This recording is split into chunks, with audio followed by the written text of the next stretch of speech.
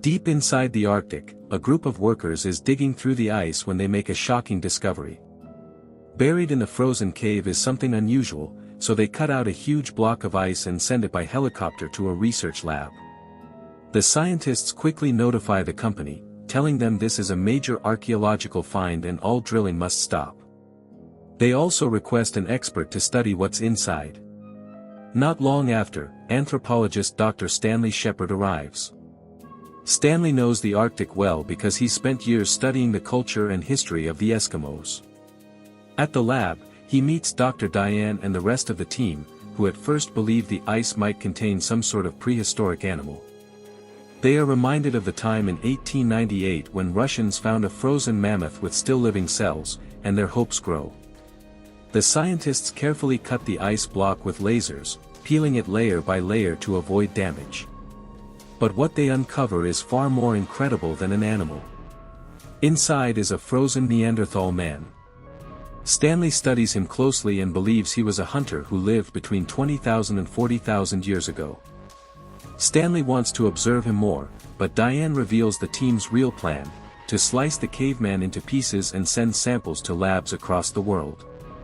The scientists thaw the body, remove his clothing and tools, and begin taking tissue samples.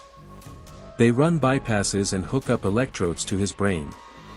To their surprise, everything, his cells, his organs, looks perfectly preserved. Diane suggests that ancient humans may have produced their own cryoprotectant, a kind of natural chemical that prevents ice crystals from destroying tissue. Suddenly, the team sees faint brain activity on the monitor. Excited, they decide to try reviving him. They intubate the caveman and shock him with a defibrillator until a strong heartbeat appears. Soon, he starts to breathe on his own. When he wakes, he is terrified of the strange lights, machines, and masked people around him. In panic, he thrashes about until Stanley takes off his mask and shows his face. The caveman calms down, recognizing something human. The team then sedates him with an injection. Afterward, the scientists argue over his future, even dreaming of Nobel Prizes. Some want to use him to perfect a cryogenic process that might let people freeze themselves and live forever. Stanley strongly objects, saying people are not meant to be immortal and the planet is already overcrowded. But the others dismiss him. For now, they agree to keep their discovery secret, afraid the caveman would become a media spectacle. Stanley convinces them to let him study the man in a natural environment first. Reluctantly, they give him 2 weeks. The scientists build a large vivarium, an enclosed area resembling the caveman's world, and place him inside. When he wakes, he behaves like he's back in his own time. He drinks berry juice, steals eggs from birds, strikes rocks to make fire, bathes beneath a waterfall, and hunts with a spear. He even kills a wild boar after cleverly dodging its charge. But when he accidentally discovers a hose and follows it to a door, he becomes enraged by the strange machines beyond. He tries to break them, and the scientists are forced to sedate him again with a tranquilizer dart. The team wants to resume experiments, but Stanley protests, saying his 2 weeks aren't over. Diane ignores him, and they continue testing. Still, Stanley believes the caveman's survival is linked to a natural chemical within him, so he convinces Diane to allow further study. Stanley enters the vivarium unarmed to gain trust.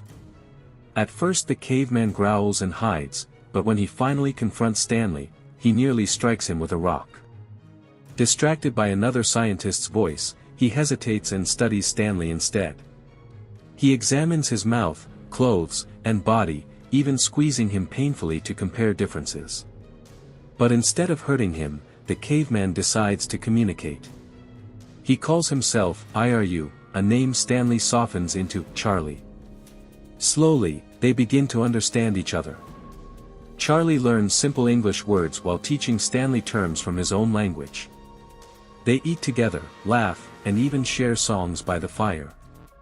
Stanley records their conversations and works with a linguist named Mabel, who is amazed by Charlie's wide vocabulary. But the experiments don't stop. The scientists try freezing Charlie again to trigger his cryoprotectant, nearly killing him in the process. Charlie grows angry, distrustful, and scarred. He demands that Stanley end his suffering, but Stanley refuses. Their bond begins to crack. Stanley then brings Diane into the vivarium, hoping her presence might calm Charlie. At first, Charlie is curious and friendly, even sharing food with her. But his touches become more invasive, and Stanley has to stop him. Later, through drawings and words, Charlie reveals he once had a wife and children.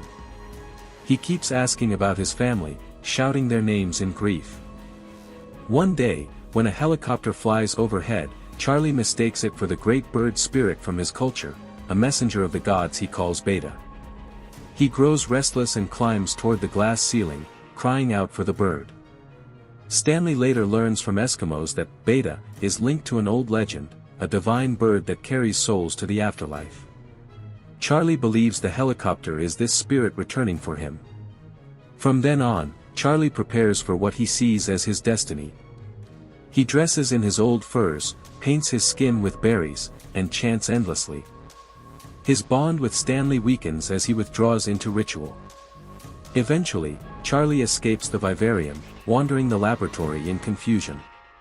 He mistakes mirrors and machines for threats and accidentally kills a scientist in panic. Terrified, he runs until finally finding his way outside into the freezing wilderness.